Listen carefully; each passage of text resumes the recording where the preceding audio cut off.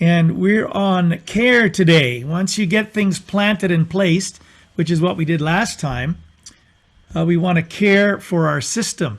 And that involves feeding, enhancing, and protecting. So let's go through some of these topics. Caring and protecting. I'm going to skip a few here. Look at what this involves. And, by next year, you're going to be doing all these things, I'm sure. The point is, there are so many ways to feed, enhance, and protect what you plant and place without having to use any kind of, bought materials, chemical fertilizers, anything like that. Number one, we're going to go through is manures. Then we're going to look at human urine, green teas, microbial brews, worms, gray water, biochar, chop and drop, mulches, hoop covers, greenhouses, natural pesticides, ground covers, herbs and flowers. What kinds? The repelling, the attracting, the redirecting, and the pollinating. Okay, and then we'll do a special thing just on pollinators, and then thinning and pruning. So obviously we're just going to, again, we're going to throw a flat rock along the surface of the lake and skip and touch down on all of these very quickly. But again, it's just to throw a bunch of stuff at you so that when it comes to thinking about how do we take care of our plants, it's not just, weeding and that's it. But it can involve, again, a whole plethora of skills and considerations when designing your property. Okay, manures. This is a human manure toilet. I think we talked about that. Of course, manures are, human, cow, sheep, goat, horse, guinea pig, rabbit, worm, and you can apply them before and after harvest or whatever. But this is a human manure toilet in Malawi, and it was a short distance from the back door of the house where we were staying. And you see the two rubber flaps in the bottom, those black flaps at the bottom. They're on hinges, long hinges, strip hinges, and you just lift them up. And all the poo is down. The poo and the urine and everything is down there. But even if you lift that, it doesn't smell like poo or urine. Now try and do that in an outhouse. Try and do that. Try and get in an outhouse without it smelling like an outhouse. Pure putrefaction. But why does it not smell? Because when they do their business upstairs on a toilet, right, it drops down. And they use, of course, paper, which is carbon. That's a brown. And then they added sawdust. It wasn't dust more. It was more like wood shavings. And it just covered everything that they had done. They just made sure they covered it all. And carbon does what to smell? It eliminates smell. So every time you went into that bathroom, you could not smell. You could not tell. It's like standing in your kitchen. The air was clean, right? And there were no odd odors or anything up there. And did I tell you the story of how I got one of my friends to grab a bunch of that stuff without him knowing? Did I tell you that? Oh, he was a friend from Calgary, came with me to Malawi. And what I did one morning, I went out early and I took a shovel and I took some stuff out of the bottom. And it was pure, perfect, beautiful, loamy kind of material. That's what it had composted itself into. And I grabbed that whole shovelful and I went and I put it in another place on the yard. And I said, "Hey, Rob, come and check this out." And I said, "Look what I found here. I found some cool compost." And he said, "Yeah, wow, that looks fantastic." I said, "Pick it up." I hadn't picked it up, except to smell it. I said, "Yeah, pick it up." So he grabs a bunch in his hands. And I said, "Smell it." And so he smells it. He says, "Smells really good." And he said, "Where'd you get it?" I said, "I got it from the human manure toilet." And he dropped it right away. Why? Because it's the mental thing, right? He had a mental issue. Once he knew where it came from, suddenly it was bad, even though when he didn't know what it was and he scientifically tested it, right? his body, his mind, his brain concluded this was fabulous, composty like soil material, and it smelled great. Yeah, it smelled like loam. So that's Well, just from adding paper and sawdust? yeah, because he's creating a compost pile, right? There's greens, which is all the wet stuff. That's number one. Number two, and then he added the carbons. So he added, and it was completely, and you completely cover it every time.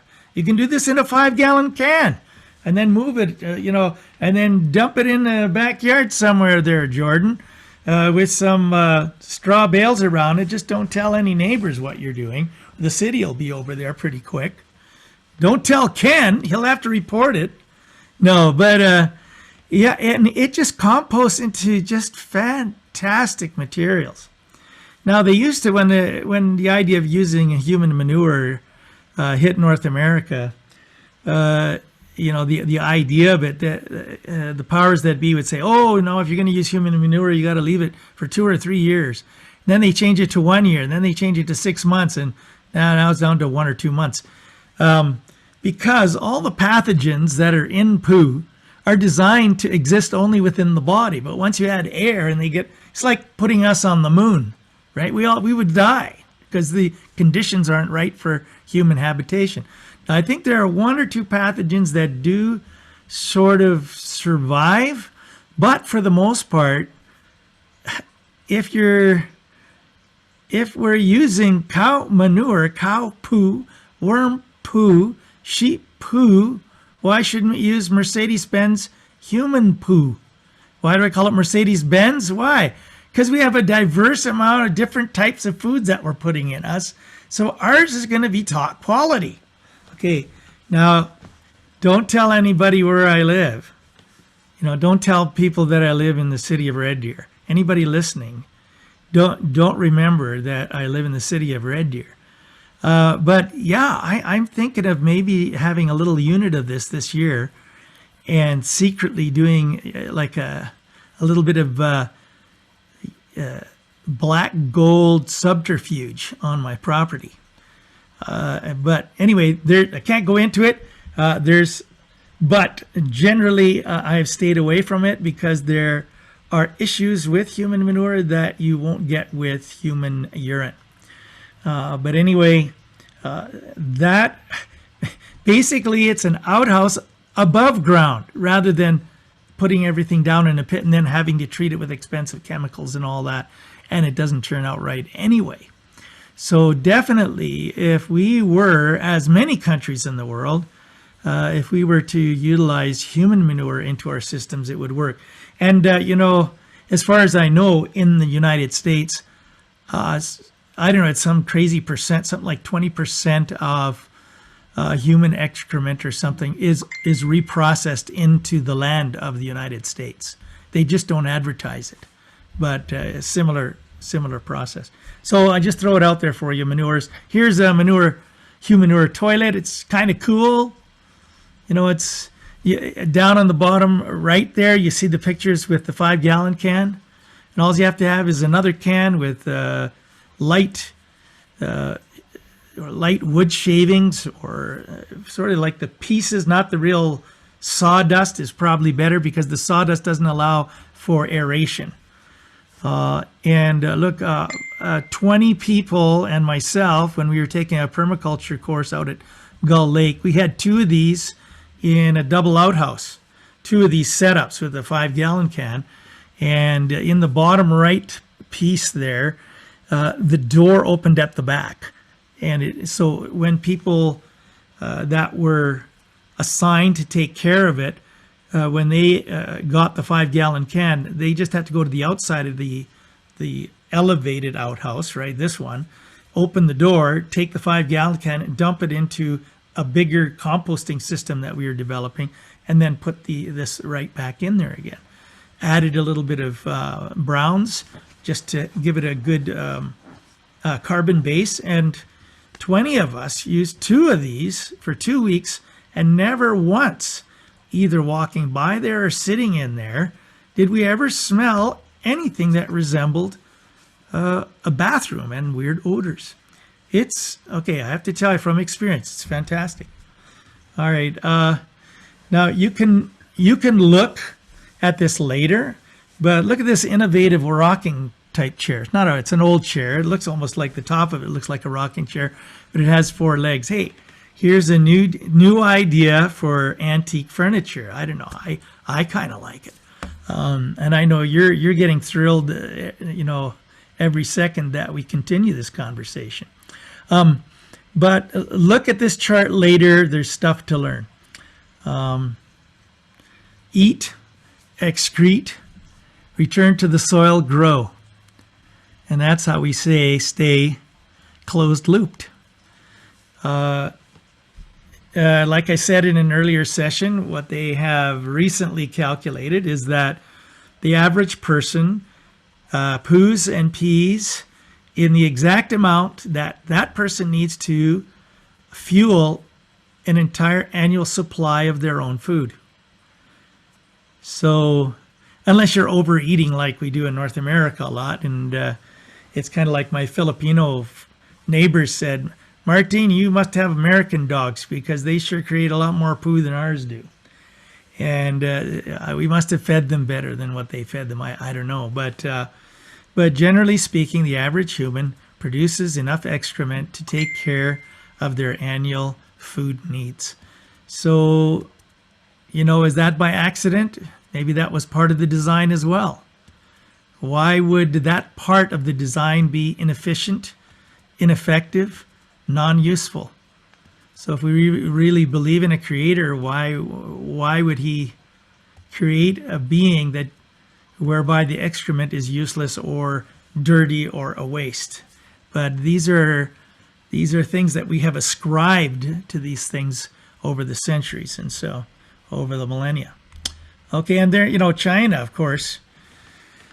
China has used human poo for manure for many, many, many years. Anyway, I have a great story around that, but I don't have time for it.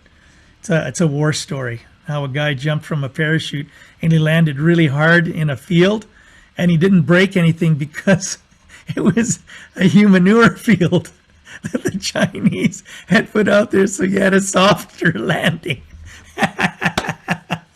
And he lived. He was in prison for a while, but he lived. All right.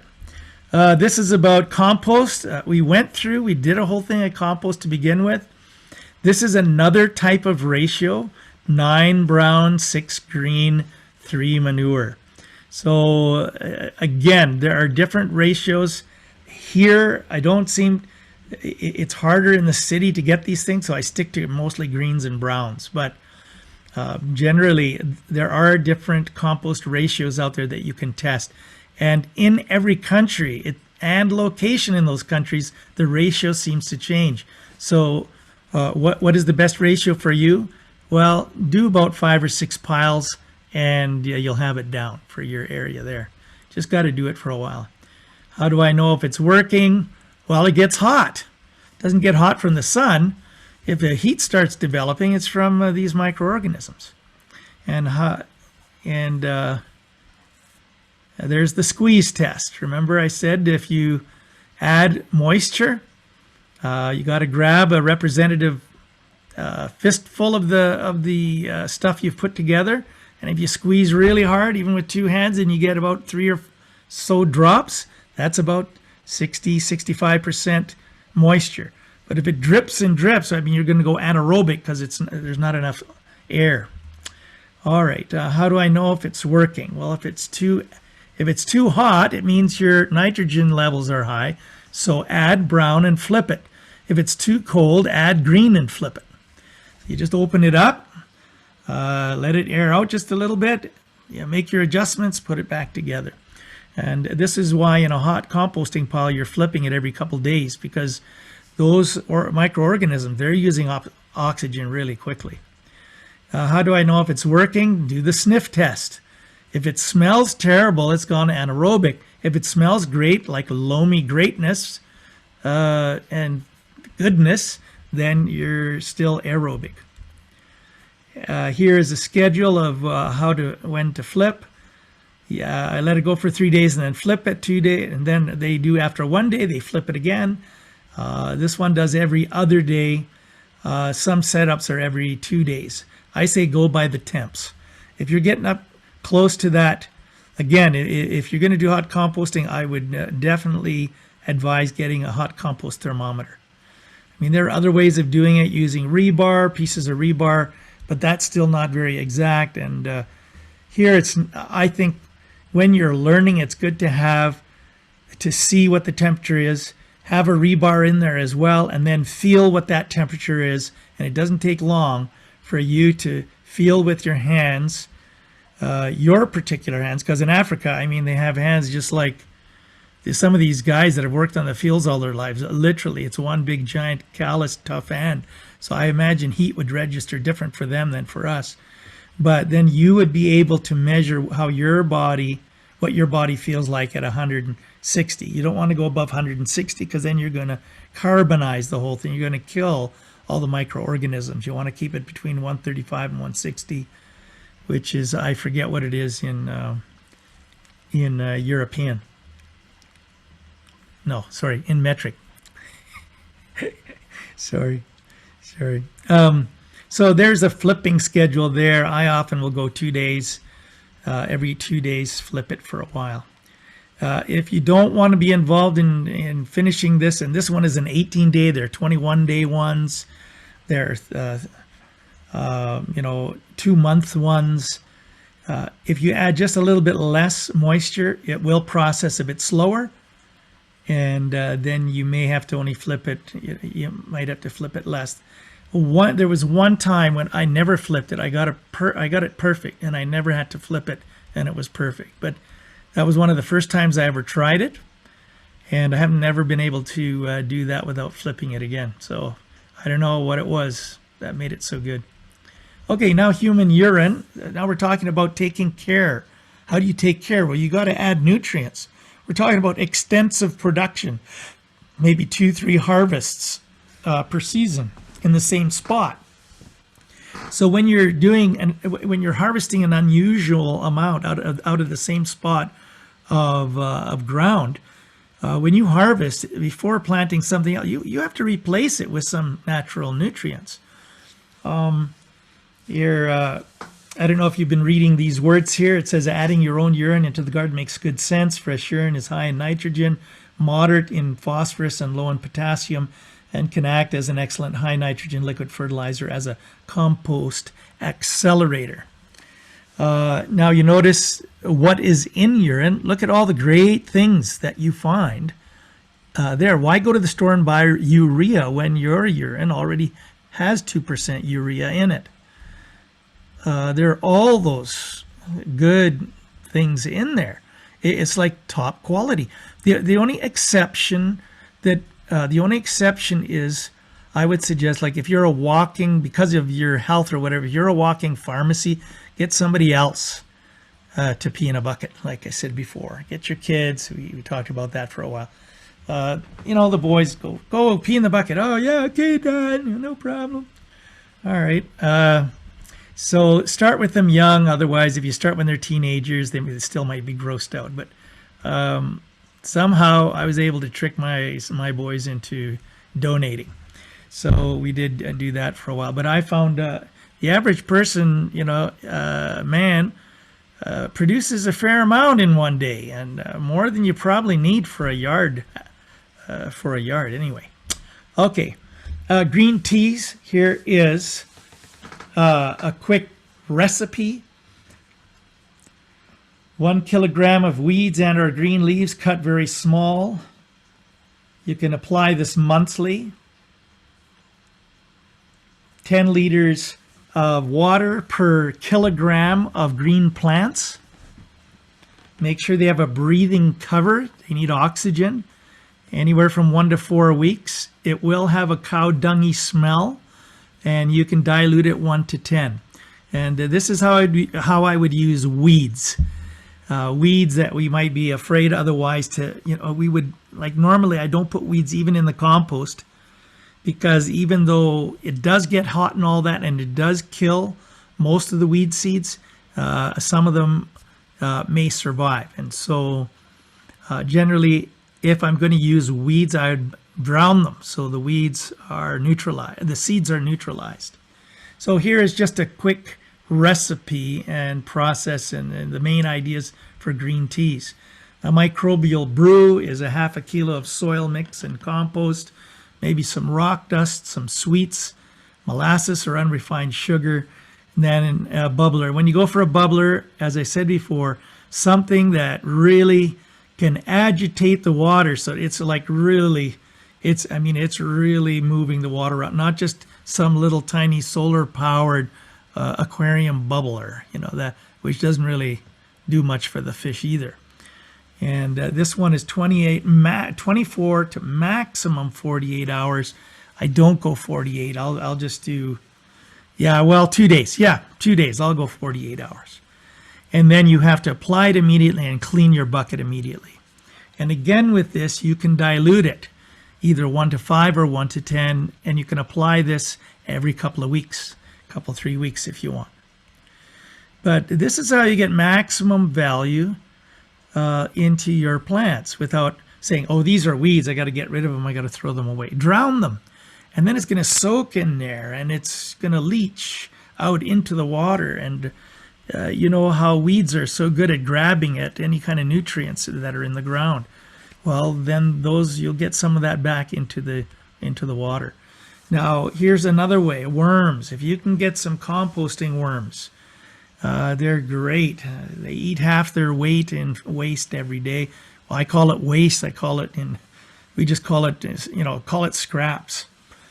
And benefits: 100% organic compost, easily absorbed by plants, flooded with microorganisms. It makes then for healthier plants. It even helps them grow because the more microorganisms and the greater variety, the more nutrients will get into the plant because the microbes actually feed the roots. And then the plant feeds the microorganism. It increases water retention so that if you get a lot of water, it will release what it needs to, but it will hold a lot of the water for drier days. And then it helps regulate the release of nutrition. So worms and worm castings are absolutely fantastic. You can eat worm castings, no kidding. It just tastes like mud. That's all it tastes like. It doesn't have any poopy taste or anything. Now, how do I know that? Ask me. I know that. And okay, we won't get into that. Worms here, this is what they like to eat, what they don't like to eat so much, what you want to keep away from feeding them. If you want, we could have a whole seminar or a whole day, whole time, either on Zoom or it would be nice to do a demo here on how to set up a worm operation for yourself, which we have done for years. Gray water. Gray water, Nicholas Bertner of Permaculture Research Institute. I'm just going to show you a quick design. Again, this session is ideas, okay? Rather than throw things away, rather than call things waste, just call it all energy. And whatever form that energy is probably is in the form that some other type of organism is ready to eat. And it's along with, I just got a Facebook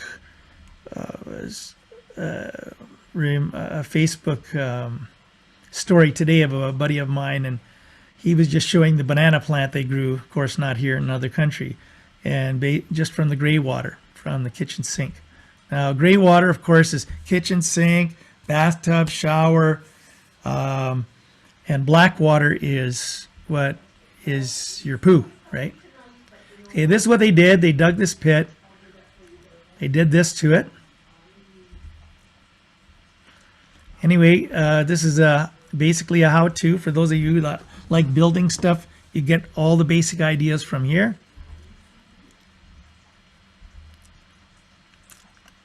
And then they put in plants. And so here's another system from the side. You can see it.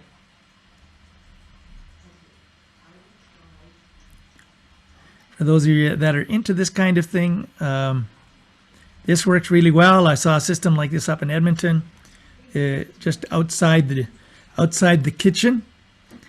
What they did is they punched a hole in the wall, put some piping in that, and it all went into a little pond system like this, and they had fish on the far side. It was a beautiful little it was a beautiful little system that they set up there. It was really nice. And then, of course, in the fall, when it started to freeze over, they just shut that system off, and then they used the water inside like they usually do for on the sink. Okay, and here are the steps. Okay, biochar. Biochar is an inoculation. It's basically creating sequestered carbon very quickly and applying it to your soil. So what is biochar good for? Well, it's perfect housing for beneficial microorganisms. Biochar is charcoal, but it's high heat, high oxygen, rather than regular charcoal, which is high heat, low oxygen. High heat, low oxygen is very polluting. High heat, high oxygen, if you set it up right, is almost no pollution. Some CO2 and heat comes out the end, very clean, and I think I showed you some of that before. Now here is the microstructure of biochar. It has a different type of microstructure than does charcoal. Charcoal would work, ashes work to a certain extent, but the biochar is going to give you the best structure for microorganisms, and you can have up to 10% of your medium that can be biochar. It'll increase the alkalinity just a little bit. The pH, it'll go up a little, but the benefits you get from it because of these massive amounts of microorganisms will far outweigh any kind of rise in alkalinity, in pH, I mean. Okay, then the fellow there on the top left, break it down into rice-sized pieces. Use a hammer or a piece of wood or whatever. Apply that. You can apply that to your garden. Here is a system that I've built numerous times already when we've gone overseas. They work fantastic, and I still have a couple of different things that I do that I think makes it better, but this one works really great. This model here, it's got all the setups are all really good. All the measurements are good. Everything works. The only thing that I do is, you see that second combustion chamber with the triangle shapes cut into them. It's just, there's the big barrel, and then there's another piece of a barrel that's cut into the shape. What I do is I keep the pieces, those triangle pieces, around them with a cutter, and then use a screw that's flat on the inside, and then I'll just screw and use them as flaps, and then I can control the air just even a little bit more to get just the right burn happening for later. So that's the basic other change. That's the Martin Schultz addition to it. Okay, here are just some examples of people that have tested the use of biochar and no biochar, using exactly the same plants in exactly the same place. Only one has, when they planted, they included biochar, and on the other side they didn't include biochar. So the funny question there they ask is, do you notice a difference? And if you don't, all right, well, go see an optometrist because it's time. I remember the best scientific experiment on biochar I have ever seen is a guy from some down in the southern United States, and he had half of his garden behind him that he'd added biochar, and the other half he didn't. And here was this is how he worded the whole thing.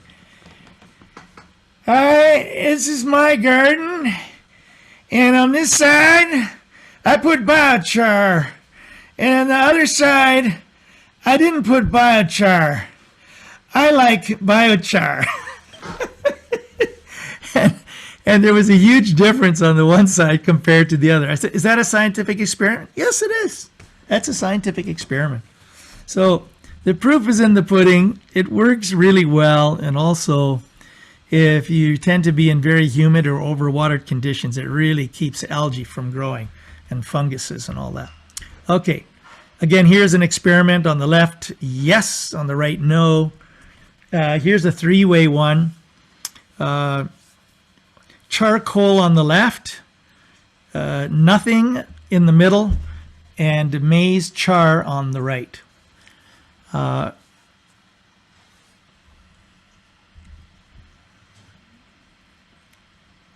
So this is biochar plus NPK, nitrogen, phosphorus, potassium, and on the right side, just regular fertilizer. Okay, so much on biochar. If you want to learn how to build one of these, come and talk to me. I can help you with that. You need a cutting instrument. You don't need a welding instrument at all. Drills, some wire, a few screws, away you go. All right, this is chop and drop.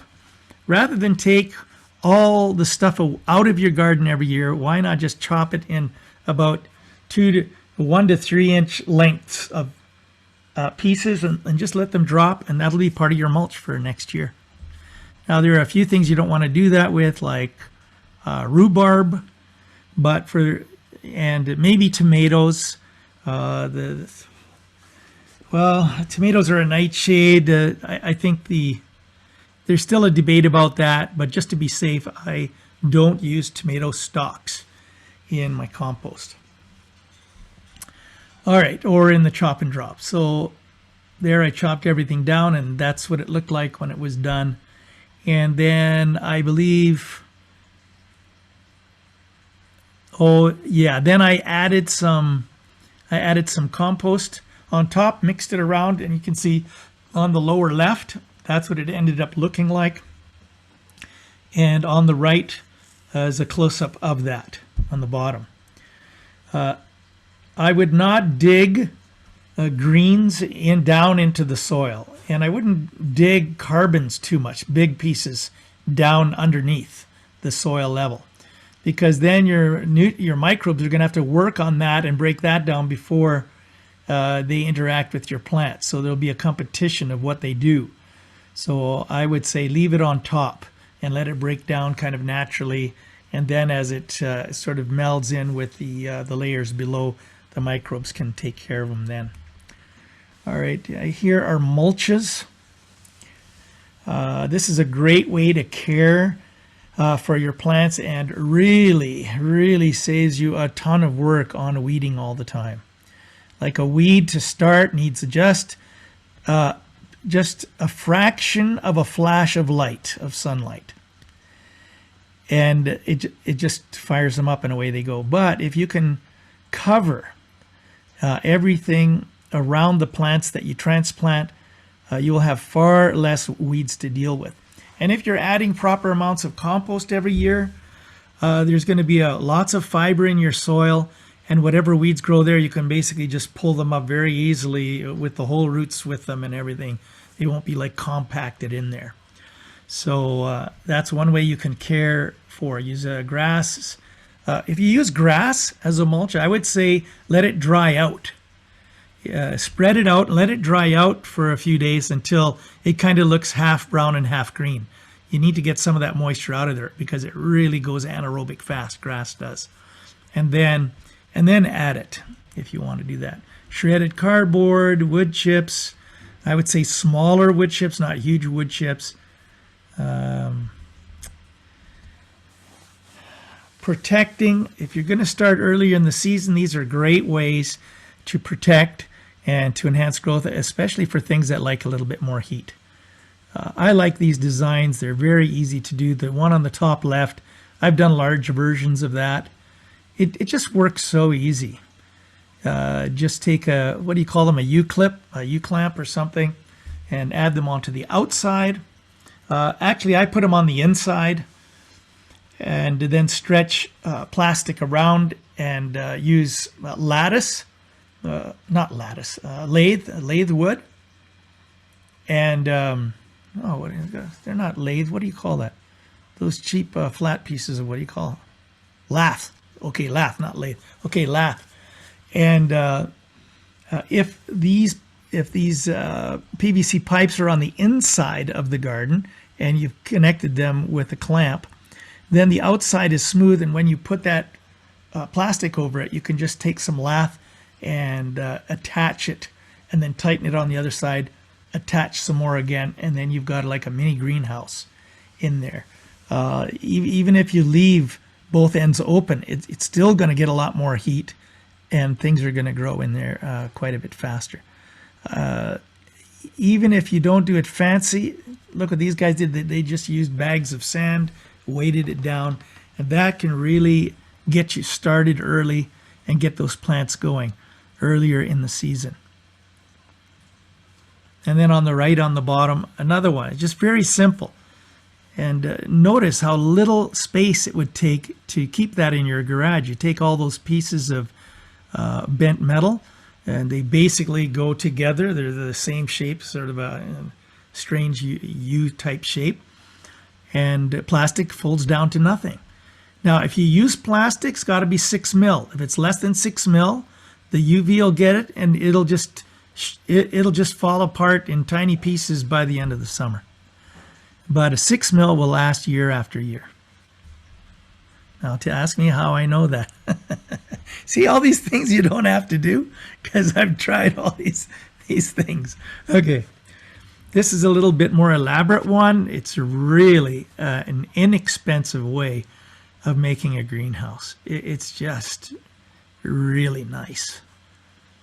And you don't need huge skills, carpentry skills. You can, just by looking at it, you can pretty much know how to do it. And notice they put the hoops on the inside. It's a much nicer look, and it works really well. Now, how do you keep it into the ground? How do you keep it in the ground? I just bend some rebar. Now you notice on the left side there's a bar coming up. What I do is you can actually take a 2.5 foot piece of rebar, pound it down, and then use a C-clamp and clamp it right to the frame on the bottom, and that'll take care of any harsh winds if your greenhouse is going to be in a place where the winds can really get to it. Another way of doing it is if you've got the tools for it, I just bend the top of the rebar into a hook, and then I just pound it down, and the hook sort of grabs onto the top of the base of the frame there, and the lower part of the frame. So here I've left you a few basic recipes for natural pesticides, and you could look at these at your leisure. You can find lots of these on the net, but when it comes to taking care of your garden, you can go through this presentation tonight, and you basically get more than what you need in order to keep your garden really healthy. Ground covers or cover crops, clovers, radishes, legumes, or plants with pods like peas and beans. And then before, Jordan, can you let Abby in? Oh, are you still a co-host? Oh, okay, because you had to. Okay, hold on. I'll admit her.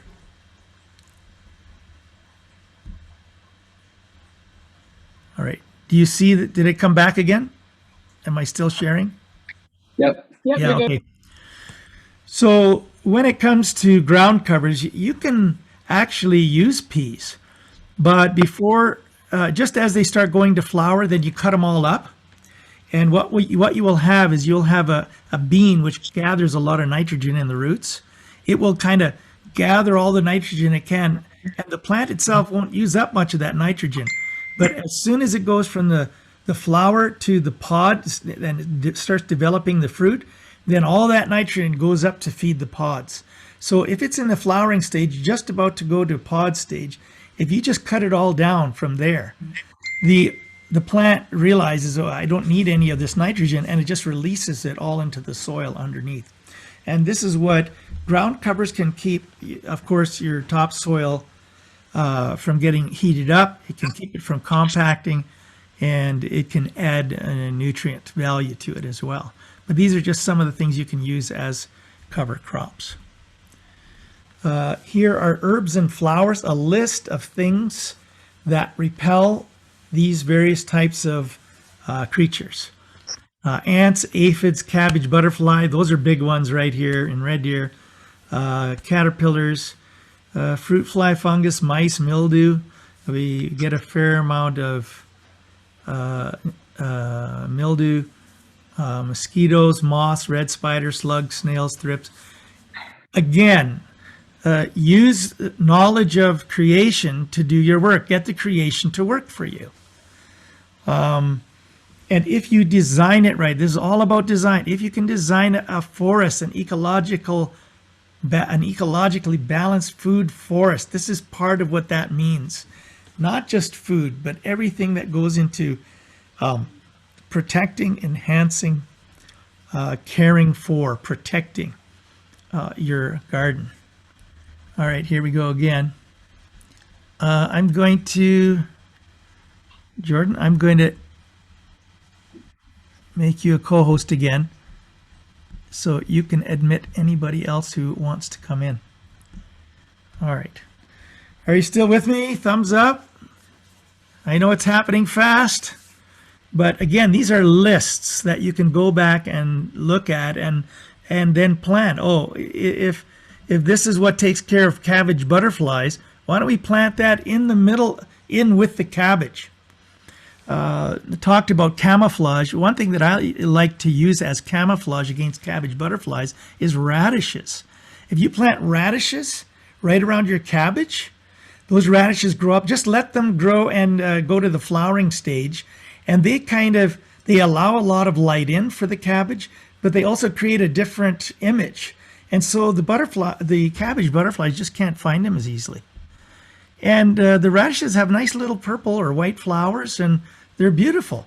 Now, it may look a little bit messy around the cabbage, around the cabbage, but you know that its function, the function of those radishes is to protect your cabbage, is to almost camouflage your cabbages against the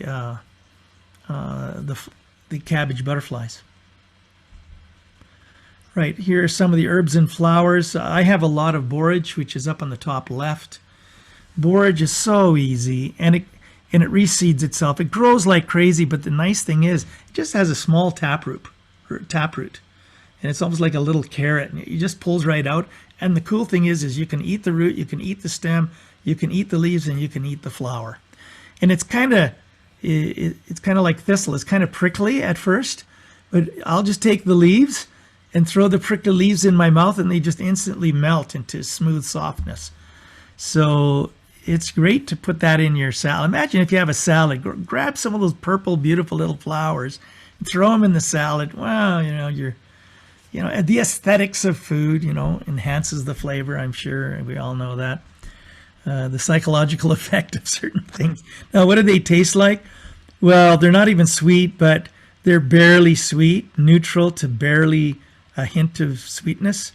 And some, of course, have more sweetness, others less. But the color and the food value is there. So if you're going to have flowers, try and get edibles. I think about 80% of the flowers we put here are also edible in our place. Hi, Abby. Glad you joined us. Or did you jump out and you're back again? Pollinators. You want to attract pollinators, because if you can attract enough pollinators, you can increase your productivity up to about 30%. And now pollinators, you think, well, immediately we think of honeybees. Well, honeybees in Alberta only comprise about 30% of our pollination. There are many different kinds of bees, hoverflies, beetles, all kinds. Well, I've never seen a hummingbird in our place, but I haven't created any kind of habitat for them either. So I'm thinking that there are some hummingbirds in here in Red Deer, and some people have attracted them. You guys got some?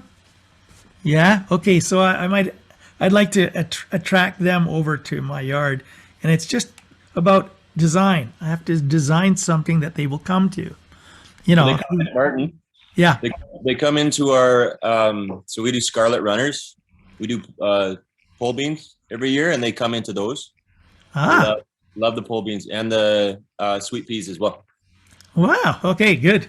Well, my wife would like that because she loves sweet peas, and we've got a perfect place over there in her part of the garden that I'm not allowed to touch, which is where we have most of our bio bling. That's what I call it. It looks beautiful, but that's about its function right there. And of course, it adds a little bit more, but you know, you can't really. Can you eat sweet? I don't know if you can eat those. Can you eat them? Oh, okay. All right, I take it back. She has something there that's not bio bling, which I'm going to commend her for heartily after we finish tonight. But so you have all kinds of bees. Mason bees are one of the better pollinators for bees. They're more tame, and they're like bumblebees except smaller. But they act like bumblebees. They're more loners, or they have small nests. They don't have tons of bees in the nest. But if you provide some shelter for them, which is basically 1/4-inch holes in a 4x4 piece of wood, untreated, they will find food in your yard, and if they find habitat, they might stick around. So that'll be your little mini pollinator hotel for your yard. And there are ways. Now, a lot of our pollinators also like bare ground. They like to dig down into the ground. So in some respect, it might be nice to have some bare ground near our pollinating hotel setups. Others find crevices, different textures. Anyway, look up pollinator hotels and you'll see why I'm stammering a little bit, because there's thousands of designs and different types of holes and textures and setups attract particular types of pollinators. So I want to get a lot better at this. I do have a stump still out front. When we took care of our one tree, I left it up about 2.5 feet so that we could make it as part of a pollinator hotel. So again, in the workshop, when I spend more time on this, I talk about this section is about managing your micro herds. That's what I call them, our micro herds. So having thousands, hundreds, maybe thousands of insects helping you bring your property into balance. There's thinning and pruning. We talked about that last time a little bit, but here are some basic, some of these might be a little bit debatable, but it gives you a list of things of what to look for as you make decisions about your tree. Your trees. So just basic rules and ideas. All right, so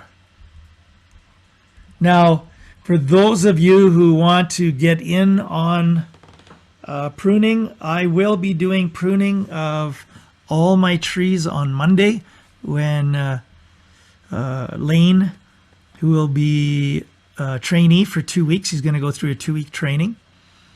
We're going to do them, and we're going to go to our community orchard by the community hall here, and the community has asked me to look at that, and we might make a few cuts. The trees aren't really too big yet, but we'll be able to make some pretty decent cuts, even just basically using these guidelines.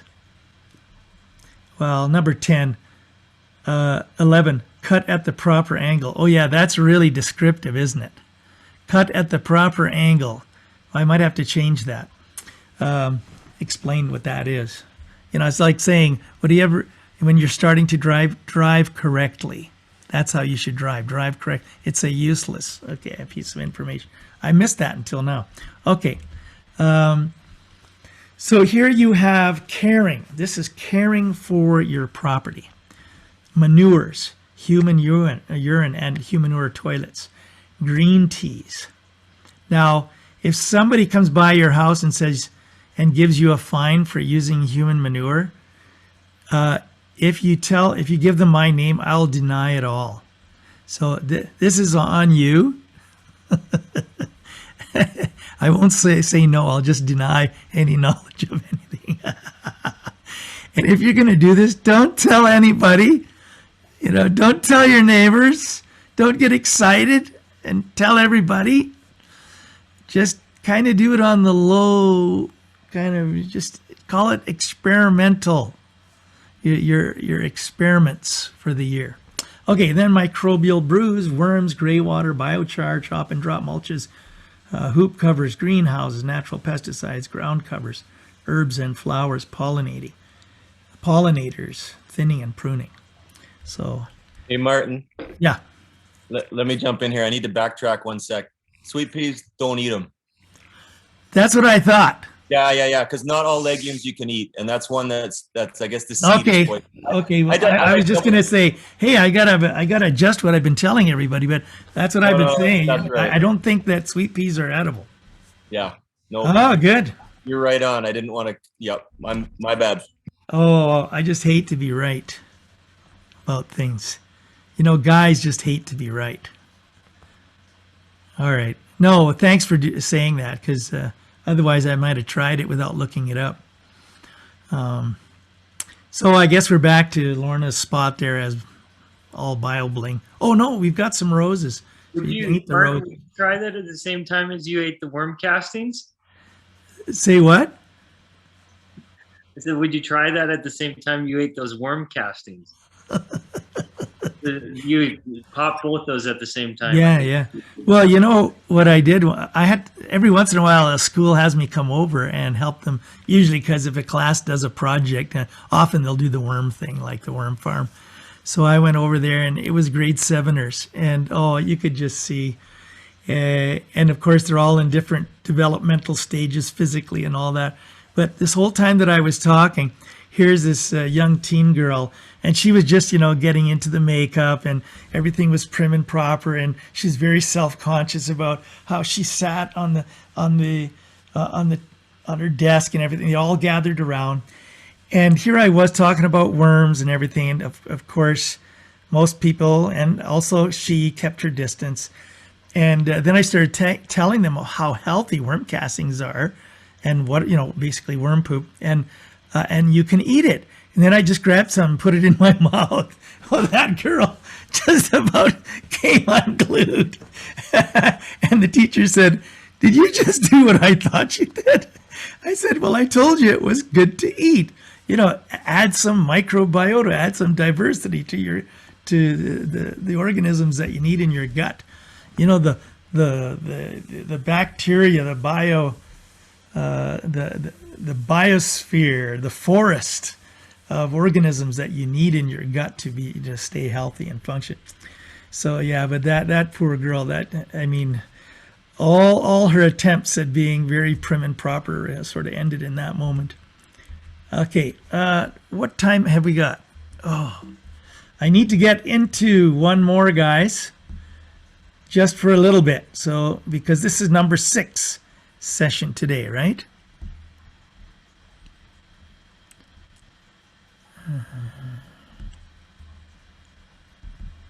Let me go at least a little bit. Okay, now we're getting to harvesting. Gathering all outputs. And what I want to highlight today is that the outputs that you can get from your yard are far more than a few little vegetables and herbs and maybe some fruit. That's what I want to get to. So, okay, we've got value, plan, prepare, plant and place, care, feed, enhance, and protect. For our purposes, we're not going to get too much into these last 4, because you've already got tons of stuff from what we're doing here, and we can do something further. And all it is a repeat of information before, but just with that emphasis to it. But here are gather all outputs. So we will get 6 and 7 done, and probably get into part of sustain. All right.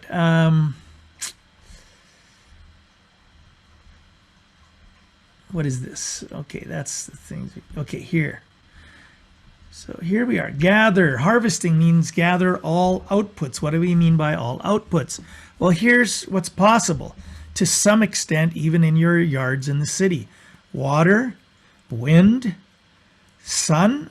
So you can harvest water, harvest the wind, harvest the sun. Trees and plants, microbes, insects, plants, fungals, animals, fertilizer. And one of the big items, and I do have a much fuller list. Maybe if I can find it, I'll send it into the group section there on Messenger. But one of the things that was often missed is the educational output, the education potential that you can create for your family. And as I said numerous times before, it's what your kids learn at school applied at home. Makes sense. Things make sense at home.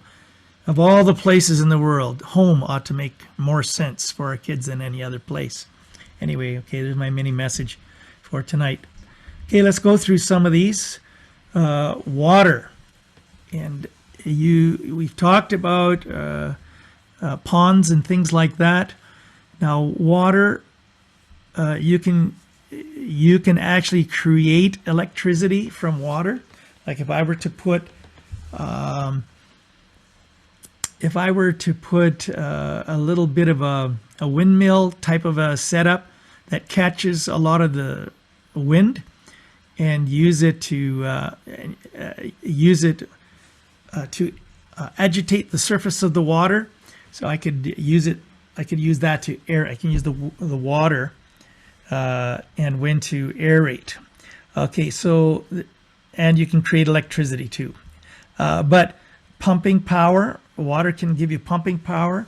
It provides reflection, which I mentioned before. It reflects light into the lower parts of our bushes there, our cherry bushes. You can grow edible water plants, even here in Red Deer. And then there are fish. Now, it would be nice to have a few tilapia fish. If you set it up right, you might even put a few little trout in there and harvest them before winter or whatever. And then, I've added reflection twice. I got to get rid of that. And this is what we did. We cut that hole out of there, added some of this, cut away the rubber we didn't need. Got those rocks for free from somewhere. Same place I got the pergola for free, and just kind of designed it. And there it is when it was done.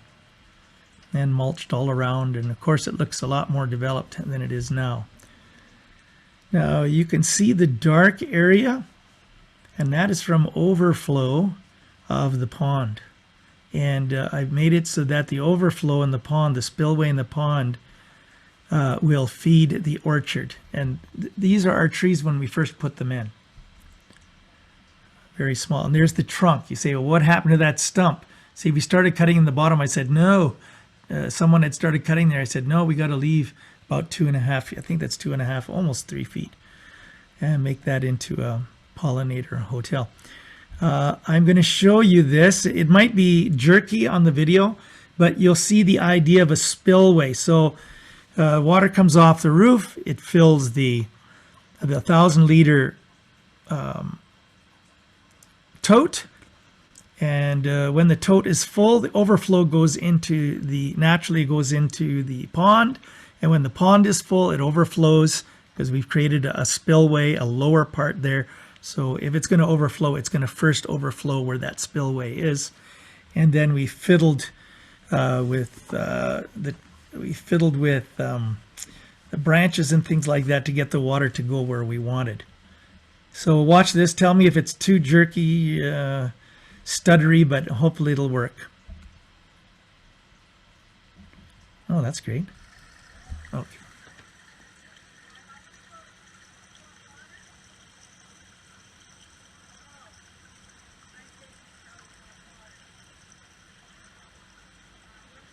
So you see the water is heading in the direction of all the trees.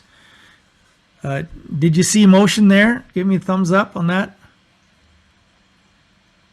You got the idea of it? Yeah? All right.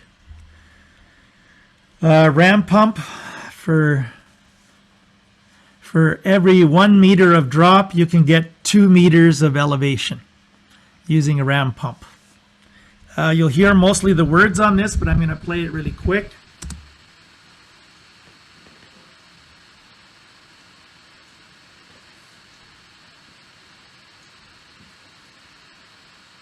Wow, it's taking its time to start.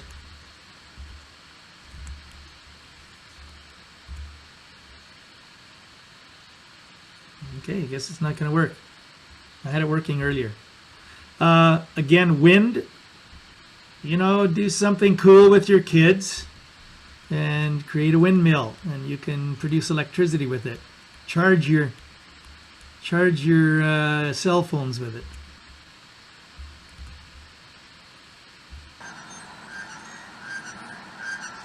That one follows the wind. Here we go, sorry.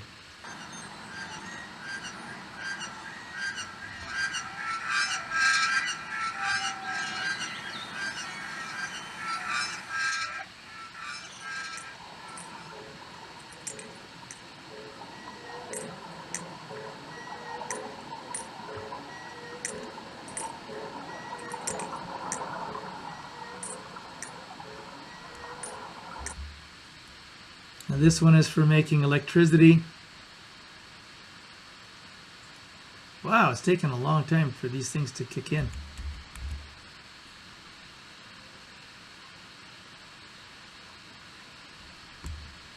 Anyway, this one is very light. It turns with just the least amount of wind, and it creates a small current. Blades and turns the windmill round. Now the power that you get available from the windmill is dependent on, obviously, on the wind speed, but it's actually dependent on the wind speed cubed. So if you double the wind speed, the power goes up 2 times 2 times 2. You get 8 times the power. And if the wind drops by a half, then you get an 1/8 of the power. Okay, these are some other applications for miniature windmills. And this is a windmill type that actually Dakota Cohen used on his 1,000,000-gallon pond for his trout.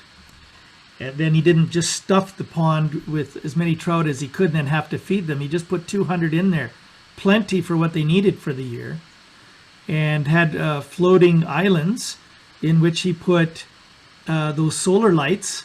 And at night, of course, the solar lights went on, and what went to the solar lights? All the insects, and the fish fed off the insects at night. And he did not have to feed his fish that way. So he had 200 trout and did not need to give them feed, and then harvested them in the fall. Okay, sun. You can create a lot of heat, and as I mentioned before, there was a pastor in Mirror. He used one side of his house, the south side, to create heat, and produced 1/3 of his heating needs for the entire year. I think that's a big savings. The one on the left, that's just a bunch of pop cans that he sprayed, put on a plexiglass on the front. There's a hole on the bottom, and a fan on the top that drew the air up. And we measured the air going in at about 20 degrees Fahrenheit, 20 degrees centigrade. And by the time it got up just that 3.5, 4 feet, it was registering at 80 C, smoking hot. It was really hot, just in about 3 or 4 feet, and it created so much heat that way. So if you want to use that to heat your greenhouse in the early spring, that's one way you can do it. Almost no moving parts. Passive, using passive energy. Harvest all your outputs. We have so much free energy that God is coursing through our properties, but we can only think housing, electricity, plumbing. You know, this is how we've been sort of brought up to think. But if we think of all the outputs in the creation, all we have to do is create something that harvests them, holds them, moves them in a way that can be utilized to our benefit. Here's a simple cooker. You got the piece on top to create the greenhouse effect, and you got the black pot that gathers the heat, and then whatever's inside is going to be cooking. And you've got that black rubber is going to it's going to take on the heat as well and just create a nice tube-like smelling steak. No, I don't know what it will smell like, but this one I haven't done. I've made about 5 different solar cookers, but not this style. Okay, these are the ones I kind of prefer. They seem doable. If you want, you can take time to read all of these things. This bottom one is the outside, and that's what it looks like on the inside. So in this country, they've actually built it right into the house. Why waste all that sun energy when you can use it to cook? And by the way, what's interesting about solar cooked items is that less of the nutrients are destroyed when you cook using solar energy. I don't know why. Okay, this is a common one. You're getting up around 300 degrees, and it has all these reflectors. It's built to reflect the sun no matter what direction, no matter where it is in the sky, which I think is good for Alberta. Here are some actual measurements if you want to do something cool with your kids. Doable things using cardboard and foil. Cardboard and foil. Foil is it's an okay reflector. It'll reflect about 80%, but you can get surfaces that reflect more, around 95 or more, and which are more ideal. Okay, here is light. It'd be kind of cool if you had an outhouse or a human manure toilet. Well, how would you light it? Well, this is how you would light it. And it's water and bleach in a bottle of Coke was fitted on the roof. It reflects and refracts sunlight and is equal to about 50-55 watts. And I remember looking at this one setup where a guy in Mexico, he ran an auto shop and he couldn't make any money because he had so much overhead from the electricity they needed to light everything. So he covered the whole roof, the ceiling of the auto shop with all of these, and he started making a good profit after that because he had almost no electrical cost for lighting his shop. It's just another, for this, they just put a piece of metal, similarly shaped metal on top of what it was existing and cut a hole in the ceiling. Of course, then there's the solar. I like these. The one on that he has on the left, that's a flexible solar panel. So I think those are kind of cool. Trees and plants, harvest. Obviously, this is not an ideal example of the kind of forest you want to build. It's like a monocrop of trees. But these are here for a very specific harvesting reason. Just to remind ourselves of how much trees, how much value trees are, this is what they do. They use carbon dioxide, reducing global warming. They reduce evaporation rates. They provide habitat for birds and insects. They give frost protection, provide shade, have aesthetic value, act as windbreaks, prevent leachates entering waterways. In other words, it holds on to the nutrients. And sometimes they fix nitrogen. They provide food for bees, birds, and animals. They stop erosion, provide timber, release oxygen, and provide firewood when we need it. One large tree can supply a day's supply of oxygen for 4 people. And this comes out of, what is NC State University? North Carolina. Okay, North Carolina. And we're going to end it there. What is the time? What time have we got? And I'll open it up for questions for about 15 or 20 minutes. Okay, today is about protecting, caring, enhancing, and also harvesting all outputs. So we'll pick up from where we, last time from on this screen. We'll talk about what types of trees to plant and for what reason. And these types of trees are fantastic for Africa because you can just use them to cook all your food. And if you plant them in a certain pattern, you can have enough year-round perpetually to cook everything. You don't have to, as some women and children do, spend 5 hours a day looking for wood so that they can cook their meals. Oh, what a waste of time. Just, again, not seeing what is available through God's creation and not being taught that all through the years. Okay, now I am going to stop sharing. And here we are. Okay, any questions, thoughts, comments, related or unrelated? This is your time. So, Martin, this is Adam Knink here. Just looking at the picture of the ram pump, you saw what I was going for with our tote being elevated. And thanks for the comments. I think I'll probably pack it down a bit more with the big gravel, but we probably don't need to put it that high. Obviously, Well, I like a minimum of 3 feet. okay. Yeah, I do, because it does make a difference on the pressure you get flowing through the hose. I've Yeah, had it that's what both high and low, and high definitely beats it. Okay, so about 3 feet's good because, yeah, we're thinking to have that head to run to our garden boxes, which will probably only be about 10 or 15 feet away.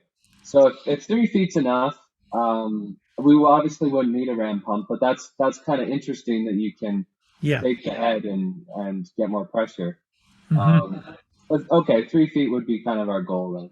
Well, imagine 6 feet above ground gives you 18 feet of lift.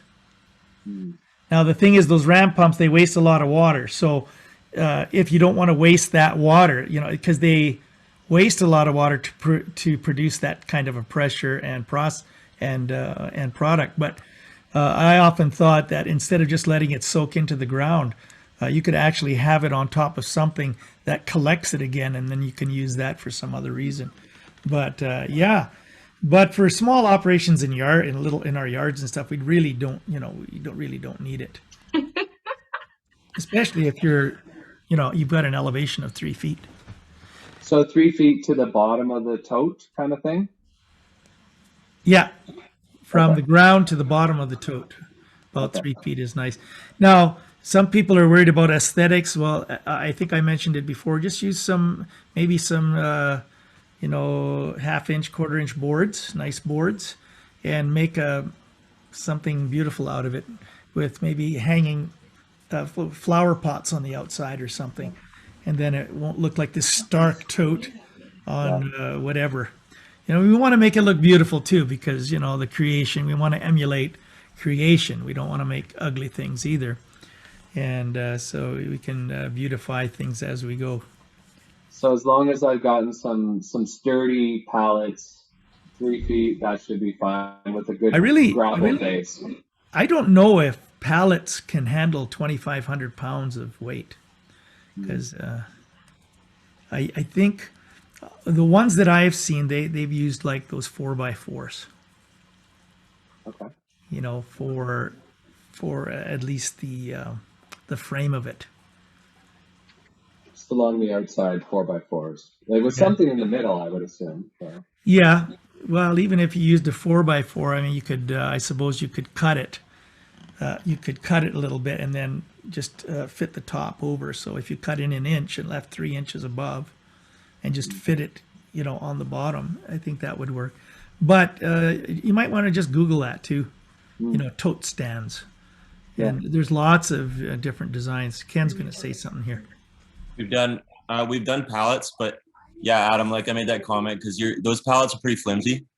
The pallets are not all the same. Like there's some hardwood pallets that are solid that You could use those. Yeah, we put totes up on those and they're fine. But and there's loads of pallets at the city. Actually, there's lots of pallets. Like Jordan's probably got an amazing lead on pallets, it looks like. So and he told me he's not going to charge much for the knowledge either. Okay, so hardwood pallets. So they're not all created equal. Good to know. Yeah, some are really flimsy. Can But if we you, post on our site where to get the hardwood ones? Well, Jordan did give us his most sturdy ones, and so I feel like he has something to say about pallets. No, the ones that, yeah, a lot of the ones, like the pretty ones. So this is the difference. Anything that's pretty isn't usually hardwood. It's usually flimsy. So the really ugly ones that like you break your drill bits off in, which I had happen. Those are like the ugly ones are the most solid. So I have several of those, lots of them still. Well, And the ones you picked out like 3 of them that were ugly and sturdy, and so those are probably of that variety. Yeah, but the other couple ones that are aesthetically nice, you might just want to cut them up and burn them. That's Yeah. I know which ones are which. Yeah. It's pretty easy to tell too. oh, by the way, if any of you guys want to get in on composting, how to put a hot composting pile together, I'm going to do that on Monday. I mean, if it's good weather, I'm going to do that on Monday, right? Starting, oh no, I'm going to do it Tuesday. We're going to do that Tuesday. Monday, we're going to do the pruning. So if you want to be here 9 o'clock in the morning, we're going to get right to pruning. And then 9 o'clock the next day, we're going to go into building compost piles. And I mean, once you see it, once you do it, then you know it. If anybody needs leads on pallets, we've gotten lots from off 67th, right by the Ramada, No, what's that hotel there? behind the co-op gas bar or whatever, off 67th and Taylor. There's a business called Convoy or something like that. And they have stacks and stacks of shingles on pallets. And the few times that I've gone there over the summer, they sort their extras by style. So you can pick if you want wide gaps or super skinny gaps, so your dirt doesn't sneak through your raised beds. And I came with my van for like 6, and he was really disappointed I didn't have a horse trailer to take 200 of them, because they just had a massive, massive pile in their back corner. So like look them up on Google and just give them a call and see what their supply is at. So they might have tons. So Now, I have noticed a few comments about deer repelling them or harvesting them with loud sounding instruments. Of course, I have a bow. I mean, your neighbors would never know. But I thought maybe we'd put a tree stand up in our apple tree, but I don't think the neighbors would really go for that. It's quite visible out front there. Other thoughts have been like Bowie knives with trap doors, but you're probably more likely to get hurt by the deer than hurt the deer in that case. Deer are hugely strong. They are hugely strong. They're amazing. So Martin, there's literally, you don't know of any scent that they don't like? Yeah, they I don't. was telling Yeah, Kat how when we were in Africa, we would tell people when we had problems with elephants coming through gardens, you just paint the posts with chili pepper and oil, and the elephants would stay clear. yeah, Is there nothing like that for deer? yeah. There is different stuff. There is. I think I'm not sure if it's called Deer Begone, but it's something like that. All it is it's blood in powder form that you wet and you paint it on different things. And that Don Collier, who couldn't get deer to stop, couldn't get them to stop with anything else, he used that, and that took care of it. They also don't like in some place like here, the deer really don't like marigolds, our deer. So that is why we actually wrap our yard with a wall of marigolds, jumbo marigolds. They're about 2 feet, 2.5 feet high. They don't really like it. We've had them walk right up the sidewalk, look at everything they love to eat, but because the marigolds are so smelly, right? I mean, in their brain, it was like, well, there's nothing here. Turn around, walk back down the sidewalk and went down the road. They didn't eat anything. Perfect. And for us, that is. Yeah, to your place. Yeah, we actually have a sign up say "Go to Kavanaugh's." They got lots of stuff there. They like deer there. So with deer, it's almost like there's no one silver bullet kind of a thing. It's usually a few things. You can like, I don't know if this worked very well with deer in the city, but human hair. If you can cut your kid's hair, something, cut the hair and put it around. Some animals, they don't like that. You can use again the urine, the human urine. You can mark your territory. Tried That doesn't work for Kavanagh's. Doesn't work for that. But there is another thing. You can get it off Amazon, and I've seen it work. It's basically a motion detector sprinkler, and when the deer come in, it shoots up to 30, 40 feet. As soon as the deer come in, it just blasts them. And I kind of like that idea. Zap them a little bit, with some water. And they're like 30, 40 bucks, attach onto a hose. And I'm thinking maybe Kavanaugh's might have to do that. But I think that what Kavanaugh's have is good. What they have is good. They might just have to tweak it so that the deer really don't like, jumping in between, in the open spots there. For the city, for fruit trees, we use... I told them about that. What? We use coyote urine. So I get coyote urine from a trapper. And so a predator urine like that can work really well. Good. There also is a product that you can buy anywhere. I get it commercially, so I get big amounts of it. It's called Bobex, and it's just got a real odor to it. And you spread it on the base of your fruit trees, and it keeps it away. And you can't see it, so it works really well municipally. So there are lots of options. What I have discovered, it seems like some things work better for other places than other. I don't know what it is, but each to his own. But you'll probably have to experiment a little bit, and you might end up spending a little bit of money here and there. If Ken has found something that works in red deer, that's probably a good way to go. There are certain substances now that if you spread them on your fruit trees or on your trees, it seems to do fairly well against the deer. Yeah. Another thing, they don't really like rhubarb, but who wants to grow rhubarb around their entire garden, right? Yeah. Is there some country that's addicted to rhubarb? Maybe find out if you have any of that demographic in red deer and then sell it for big bucks, the rhubarb to them every year. I don't know, but I know they don't like rhubarb. I do have a question, and I know that I arrived late, so my apologies if you already covered this. But when you were talking about pollinators, I have heard more recently, just this year actually, that about how bees and butterflies and other pollinators will lay eggs or have cocoons in the leaves and the debris that you have around your yard, and you need to be careful that you don't clean that up too early in the spring, otherwise you can destroy that whole season of population of those pollinators. But I don't know necessarily when it is safe to begin cleaning up my yard, so I've been kind of avoiding that this spring. When is it safe to not risk throwing out all that debris with all of that next generation of pollinators? Well, there's a question that I have never answered before. That is cool. I had read somewhere online that it said as soon as it's consistently 10 degrees Celsius, but I wasn't sure. It must be 10 degrees Celsius. But I wasn't sure if that's as a high or a low. So I just wasn't really sure how to be safe. Yeah, I know one of the early pollinators are bumblebees, and that's why sometimes the earliest bumblebees you see in the spring are giant. Those are the queens zipping around trying to find some habitat to live in. They're fighting. Ken, maybe you know more than I do on that one. That's one that I don't know.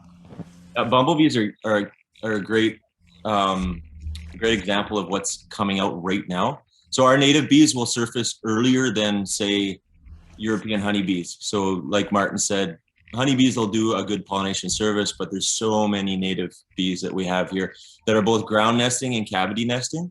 And so you need certain temperatures for them to start the reproductive cycle again in the season. And so they're out earlier in the day and earlier in the season than honeybees. But like I've seen several around right now. Our haskellats are just flowering right now, and that's when I really start to notice the bumblebees coming out.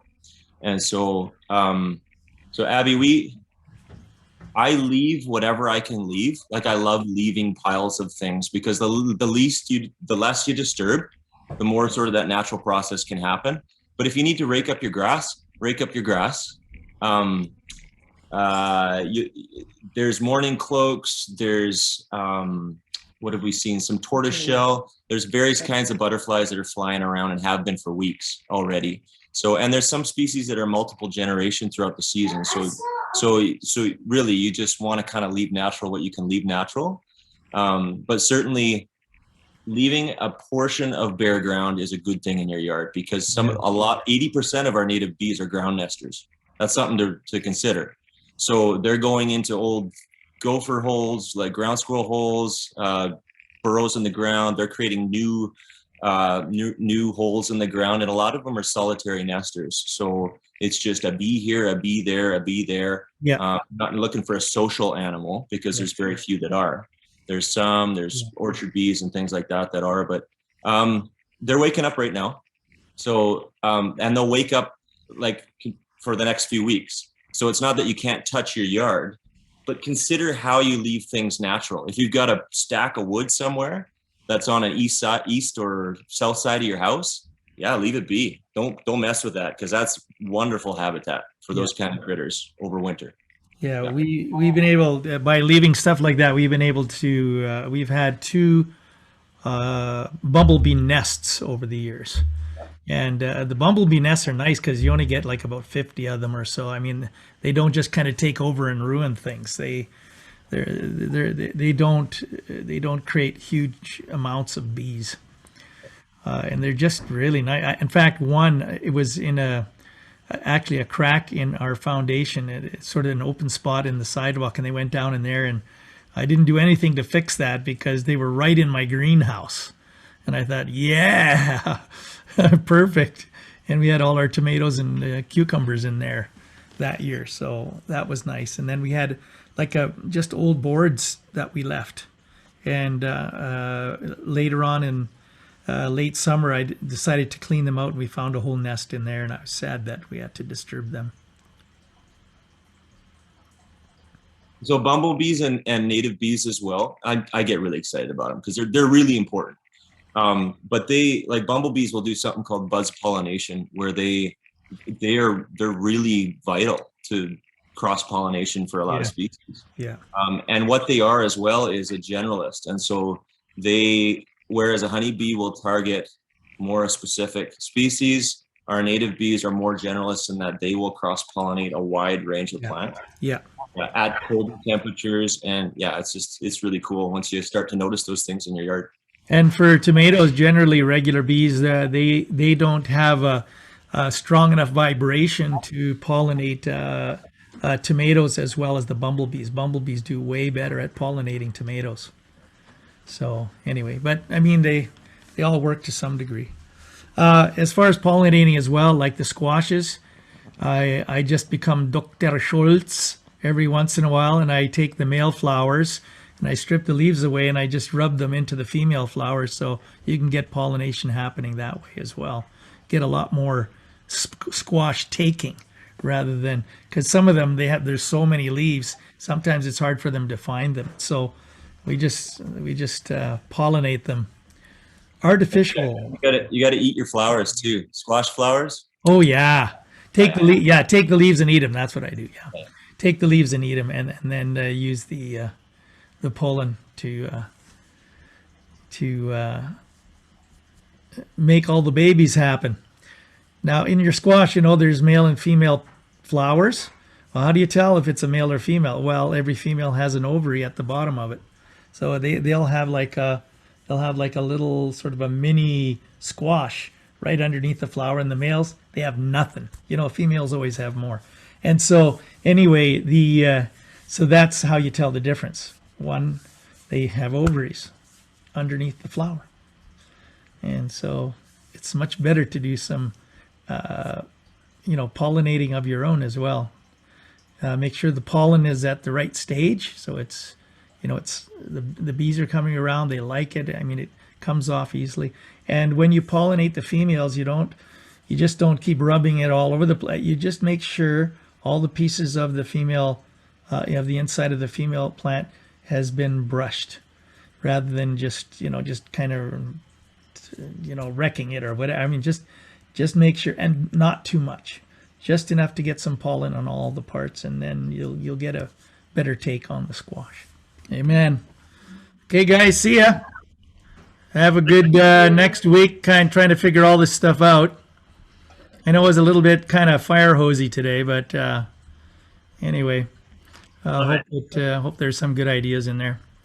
Okay, figure out your outputs, and then figure out a way to grab them. Don't let them just flow out of your yard all the time. I mean, man, you got all those resources. Okay, God bless. Later.